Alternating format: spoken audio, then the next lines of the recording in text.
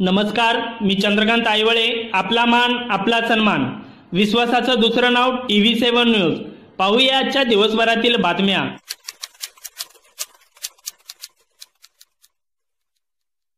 7 गुंठे असलेला मुलगा बनला 8 एकराचा मालक. वडिलाच्या 13व्याला मिळालेल्या 140 रुपयात सुरू केला व्यवसाय. बुलढाणा जिल्ह्यातील उकळी बुद्रुक येथील अमोल मसाले हा अनोखा उपक्रम वडील वारल्यानंतर 13व्याला मिळालेल्या 140 रुपयात सुरू केला. याबाबत TV7 न्यूजशी बोलताना मोतीराज व्यवहारे म्हणाले. मोतीराम व्यवहारे, उकळी बुद्रुक, तालुका संग्रामपूर, जिल्हा बुलढाणा. बर, तुम्ही हा उद्योग कशात चालू केलेला आहे त्याचं पुरं सांगा डिटेल. मी लहान असतानापासून मी वयाच्या 11व्या वर्षापासून व्यवसायाला सुरुवात केली. त्यावेळेस मला काही समजत नव्हतं. आमची आई आणि भाऊ आम्ही सगळे मिळून आमच्याकडे कुठल्याच पद्धतीचं पोट भरण्याचं साधन नव्हतं. त्या परिस्थितीमध्ये काहीतरी परिस्थितीवर मात करण्याच्या दृष्टिकोनातून एक व्यवसायाला उभारणी म्हणून एक माझ्या लहान भावाची म्हणजे माझ्या वडिलाची ज्यावेळेस 13वी होती त्या 13वीचे जे भाटक्याचे पैसे भेटतात त्या पैशामुळे आम्ही सूर्यफूलच्या व्यवसायाची सुरुवात केली. अच्छा, बरं, त्याच्यानंतर तुम्ही हा प्रोजेक्ट मनामध्ये कसा संकल्पना निवडला?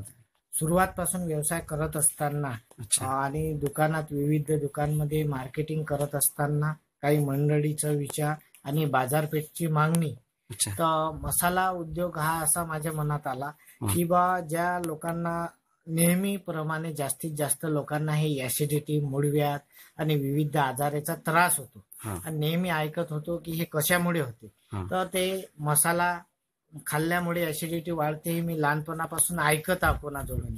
पण माझ्या मनात एक कल्पना आली की असा काही आपण मसाला निर्माण केला पाहिजे की बा ज्यामुळे ऍसिडिटी होणार नाही आणि मार्केटमध्ये तशाच पद्धतीनं माझा मसाल्याचा चांगल्या समन्वय असल्या कारणामुळे, मसाल्याच्या विविध पदार्थाचा समन्वय असल्या कारणामुळे माझा मसाला मार्केटमध्ये ऍसिडिटी मुक्त म्हणजे ऍसिडिटी असणारा व्यक्तीही खाऊ शकतो अशासाठी आमचा चांगला मसाला प्रसिद्ध आहे. मिरची केमिकल मुक्त, कलर मुक्त, विविध आजारांपासून जसं पूर्वीच्या काळी आधुनिक काळात भेटत होतं म्हणजे घरगुती पद्धतीनं, तसा आमचा मसाला, मिरची पावडर हे लोकांपर्यंत आम्ही पोहोचवतो. त्याच्यात 2 गोष्टीचा आनंद आहे. एक समाधान भेटते की लोकांना आपण शुद्ध, सात्विक आणि दर्जेदार खायला देतो म्हणजे विक्री करतो, आणि दुसरी गोष्ट म्हणजे आर्थिक आपल्याला मदत होतो. त्यामुळे माझं घर नाही तर माझ्या गावातील काही बचत गटांची मदत घेऊन महिलांना ज्या फावल्या काम नसतात. Gajanan Dundre, TV7 news, Buldhana.